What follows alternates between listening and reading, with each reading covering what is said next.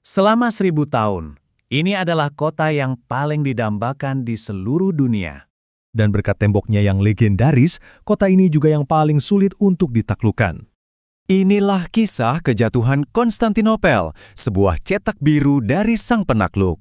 Oke, dalam pembahasan kali ini kita akan bedah semuanya. Pertama, kita akan lihat benteng yang mustahil itu sendiri. Lalu kita akan coba masuk ke dalam pikiran sang jenius di balik rencana agung sang penakluk. Setelah itu, kita akan lihat mesin perang dahsyat yang ia ciptakan. Dan terakhir, kita akan jadi saksi hari yang mengubah dunia dan bagaimana dampaknya masih terasa sampai sekarang.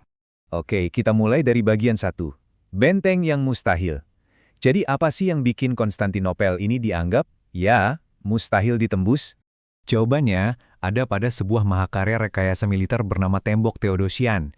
Ini bukan cuma satu tembok biasa loh, ini adalah sistem pertahanan 3 lapis yang, wah, ngeri banget. Coba deh kita bayangin bareng-bareng, misal kita ini penyerang ya. Pertama, kita harus lewatin parit yang super lebar.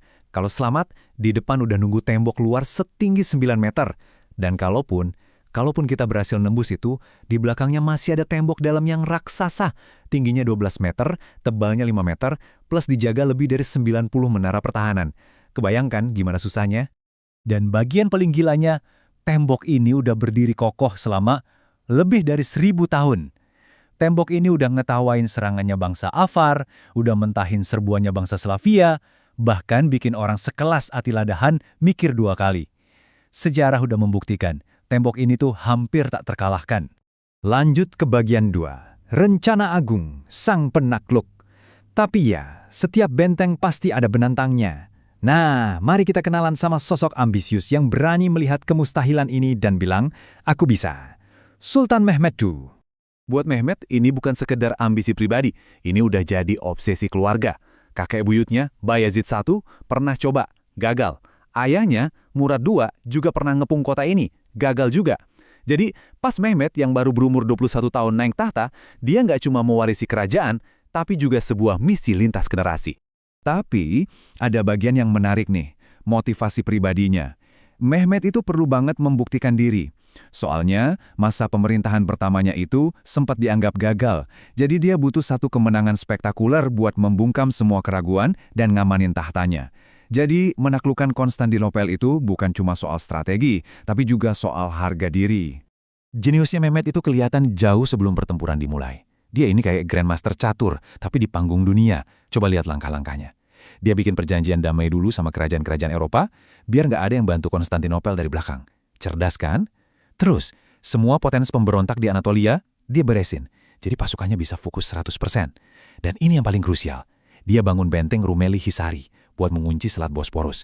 Ini tuh ibaratnya mencekik leher kota itu loh. Semua jalur bantuan, semua pasukan makanan putus total. Jadi bisa dibilang, Konstantinopel itu udah dikepung bahkan sebelum satu meriam pun ditembakkan. Bagian 3, mesin perang yang tak terhentikan. Nah, sekarang kita lihat gimana Mehmed nggak cuma punya mimpi, tapi juga benar-benar membangun alat untuk mewujudkan mimpinya itu. Coba deh, lihat perbandingan kekuatan ini. Kelihatan jomplang banget kan? Pihak Bizantium cuma punya sekitar 7.000 prajurit, sementara Utsmani datang dengan kekuatan ya hampir 10 kali lipat. Di laut, 26 kapal kecil harus ngadepin armada raksasa. Dan lihat kolom meriam. Perbedaannya itu loh, sangat mencolok. Dan ini bakal jadi penentu segalanya. Tapi ini bukan cuma soal jumlah, ini soal kualitas. Mehmed itu mereformasi pasukannya dari akarnya. Lupakan soal keturunan. Promosi sekarang itu berdasarkan kemampuan di medan perang. Dia juga secara pribadi milih pasukan elit Janissary yang super fanatik. Dan bayangin ini, dia bayar mereka pakai gaji rutin. Ini konsep modern banget loh waktu itu, yang pastinya bikin moral naik dan loyalitas jadi mutlak. Dia bangun pabrik militer punya negara, bahkan sampai bikin universitas militer buat melatih para ahli. Dia nggak cuma bangun pasukan, dia bangun sebuah sistem. Kalau ada satu istilah yang bisa merangkum kecanggihan logistiknya, itu adalah CBHNE. Ini bukan sekedar gudang senjata biasa, ini adalah pusat dari kompleks industri militer modern pertama. Tempat di mana senjata diproduksi massal, disimpan, dan dirawat. Sebuah ide yang jauh melampaui zamannya. Dan inilah kartu asnya, teknologi yang bakal meruntuhkan tembok yang udah berdiri 1000 tahun itu. Bubuk mesiu. Mehmed gak cuma pakai teknologi ini, dia benar-benar memanfaatkannya sampai ke level ekstrim. Dia sewa seorang insinyur Eropa bernama Orban buat bikin monster yang dijuluki Basilik, Meriam ini bisa nembakin bola batu seberat 544 kg. Bayangin aja kekuatan penghancur yang belum pernah ada sebelumnya di dunia. Revolusinya gak berhenti di darat aja. Di laut, dia mengubah total angkatan laut Utsmani. Dari yang tadinya cuma kayak kapal angkut, diubah jadi armada tempur modern yang siap bertarung. Caranya, dengan mengadopsi desain kapal Mediterania yang paling canggih saat itu. Dan ini dia nih, mungkin taktik yang paling gila sekaligus paling jenius. Jadi ceritanya, prajurit Bizantium itu udah merasa aman banget. Mereka pasang rantai raksasa di Teluk Tanduk Emas buat ngeblokir armada Utsmani. Udah aman kan? Harusnya. Nah, terus Mehmet ngapain? Dia melakukan sesuatu yang sama sekali nggak kepikiran. Dia suruh 70 kapalnya ditarik, lewat darat. Iya beneran, ditarik ngelewatin bukit pakai gelondongan kayu yang dilumuri minyak. Tiba-tiba, kapal-kapalnya muncul di dalam pelabuhan yang katanya aman itu. Bener-bener di luar nalar. Dan bisa bayangin kan gimana putus asanya para prajurit yang bertahan ngelihat itu? Kita sampai di bagian 4, hari yang mengubah dunia. Dan sekarang kita tiba di momen puncaknya, serangan terakhir dan akibatnya yang abadi. Pada tanggal 29 Mei 1453, serangan final dilancarkan.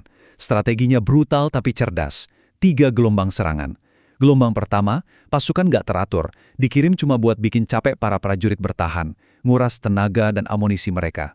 Gelombang kedua, pasukan reguler dari Anatolia terus-terusan menggempur pertahanan yang udah mulai goyah.